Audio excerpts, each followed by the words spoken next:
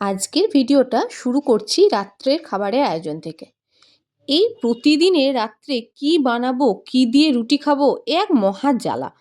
খুব বিরক্ত লাগে প্রতিদিনের কি খাবার বানাবো আর কি রান্না করব এই ভেবে ভেবে।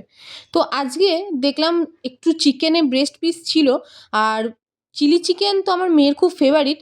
আর ও আবার রেস্টুরেন্টেরটা খায় না, ওকে বাড়িতে বানিয়ে দিলে তবে খাবে, রেস্টুরেন্টের কোনো জিনিসই খেতে চায় না। তো আজকে ভাবলাম রাত্রেবেলায় চিলি চিকেনটাই করি। তো চিকেনের ব্রেস্ট পিসগুলোকে হালকা করে আদা রসুন পেস্ট, একটু কর্নফ্লাওয়ার, একটা ডিম, এইসব দিয়ে আর সামান্য কিছু নুন, এইসব মশলা টশলা দিয়ে ভেজে নিলাম পকোড়ার মতো করে। তারপর কড়াইয়ে দিয়ে দিলাম রসুন কুচি। রসুন কুচিটা হালকা ভাজা হলে পেঁয়াজ আর ক্যাপসিকাম কুচি দিয়ে হালকা ভেজে নিলাম। আমি একদম হালকা, একদম নর্মালভাবে করি, বেশি কিছু মশলাপাতি, সস, আজিনামোতো কিছুই দিই না। হালকাভাবে যেটা করছি সেটাই শেয়ার করছি। জানি সবাই করে, তবুও একটা ছোট্টখাট্টো ভিডিওর মাধ্যমে বলেই দিলাম কিভাবে আমি বাড়িতে বানাই। তো এইভাবে একটু পেঁয়াজ আর ক্যাপসিকামটা হালকা নরম হলে, বেশি ভাজিনি, হালকা নরম হলে সয়া সস আর টমেটো সস দিয়ে ভালোভাবে কষিয়ে নিলাম। আমি চিলি সসটা দিই না, কারণ চিলি সসটা মেয়ে খেতে পারে না, একটু ঝাল হয়ে যায় বলে। তো সেই জন্য দুটো রকম সসই দিই।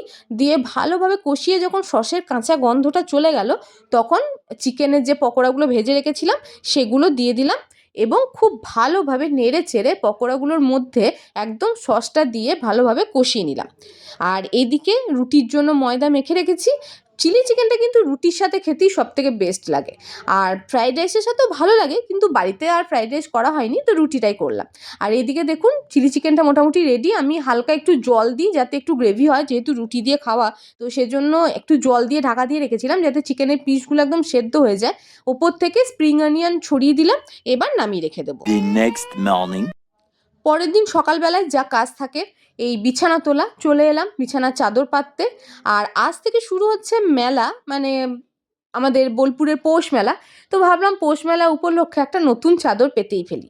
তো বিছানায় উঠে ভালোভাবে ঝেড়ে ঝুড়ে তারপর নতুন চাদরটা পেতে একদম টান টান করে সাজিয়ে নিলাম।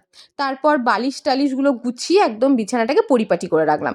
বিছানা যদি অগোছালো হয়ে থাকে না, আমার মনে হয় পুরো ঘরটাই অগোছালো, কারণ একই ছোটো মতো ঘর, তার মধ্যে অগোছালো হলে খুব বিরক্ত লাগে। এরপর চলে এলাম কিচেনে।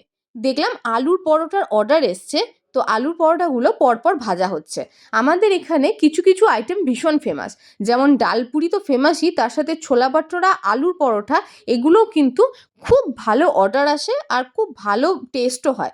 এই যে কি সুন্দরভাবে আলুর পরোটাগুলোকে সাজানো হয়েছে, আর আমরা এটা সার্ভ করি আচার আর টক দই দিয়ে, তো খেতেও খুব ভালো লাগে।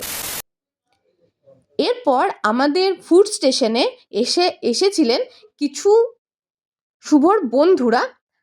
তো সবাই মোটামুটি মুখ চেনেন এদের। এনারা হচ্ছেন জিম ট্রেনার গোড়া, আর তার সাথে শুভদা, যারা মানে একদম ফিটনেস ফ্রিক লোকজনরা। বিকালবেলায় আজকে একটু চলে গেছিলাম বাড়িতে, কেননা ভাইয়ের বউ, মাসি, মেসোমশাই এসছে। তো ওখানে ওদের তো মানে ঘোরাতে নিয়ে যাওয়া হচ্ছিলই না, ওরা নিজেরাই ঘুরেছিল। আজকে শান্তিনিকেতন পুরোটা দেখে এসেছিলো, মিউজিয়াম টিউজিয়াম সব কিছু দেখে চলে এসেছিলো। তো বিকালবেলায় ওদের কাছে দেখা করতে গেছিলাম। তো হঠাৎ করেই ঠিক হলো যে সবাই মিলে একটু মোমো খেতে যাবো। আর বোলপুরে সেরকম কোনো ভালো মোমোর দোকান না থাকায়, আর ওরাও কোনোদিন বললো যে ওয়াও মোমো টেস্ট করেনি, তো আমরা চলে এলাম ওয়াও মোমোতে মোমো খেতে। এই আউটলেটটা হচ্ছে বোলপুর বাস স্ট্যান্ডের কাছে যে আউটলেটটা আছে, সেই আউটলেটটায়। তো সেখানে এলাম, চলে এসেছি। এই যে সামনে দেখা যাচ্ছে ওয়াও মোমোর আউটলেট, আর তার পাশেই মিয়া মোড়ে। টোটো করে এসেছি আমরা 4 জন মিলে। তো টোটো থেকে নেমে আস্তে আস্তে এবার হাঁটা লাগালাম ওয়াও মোমোর দিকে।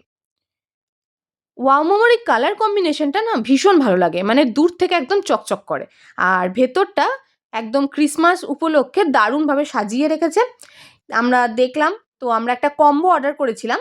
এই যে চলে এসছে আমাদের কম্বো, যেখানে ছিল 3টে করে 6টা মোমো আর 2 পিস বার্গার, আর তার সাথে একটা কোল্ড ড্রিঙ্কস। তো আমরা সবাই মিলে এটাই ভাগাভাগি করে খেলাম। টেস্ট যে খুব বেশি হাইফাই কিছু মানে বলবো তা না, আর কিন্তু এই কুলফিটার টেস্ট মানে বেশ ভালো ছিল। আমরা নিয়েছিলাম কেশর পেস্তা কুলফি, আর আমার মেয়ে নিয়েছিল একটা চকলেট কুলফি। তো খেতে যথেষ্ট ভালো ছিল, কিন্তু দামটাও ভীষণই। মোমোর থেকে কুলফিটা খেতে আমরা বেশি মজা পেয়েছি। তো মোমো টোমো খাওয়া হয়ে গেছে, আমি চলে এসেছি বাড়িতে। বাড়িতে এসেই দেখছি আমাদের ফুড স্টেশনের নতুন একটা মেম্বার, ডিপ ফ্রিজ, যেটা খুবই দরকারি আইটেম ছিল আমাদের, সেটা চলে এসছে। তো আমি এখানে চলে এসেছি আনবক্সিং করার কাজে। তো এখানে আমার জায়ের ছেলে, যা, আমরা সবাই মিলে এই প্যাকেটটা আনবক্সিং করছি। আর বেশিক্ষণের আর ভিডিওটা নেই, এইটুকুনি আজকে থাকলো। তো আনবক্সিং করলাম, নতুন একটা জিনিস এসছে, তো খুবই আনন্দ আমাদের সবারই। তো এটা খুব প্রয়োজনীয় ছিল আমাদের রেস্টুরেন্টের জন্য। তো আজকে এটাই নিয়ে এলাম, নতুন এক সদস্য চলে এলো আমাদের বাড়িতে। তো তোমরা দেখে জানাও ভিডিওটা তোমাদের কেমন লাগলো। Thank you.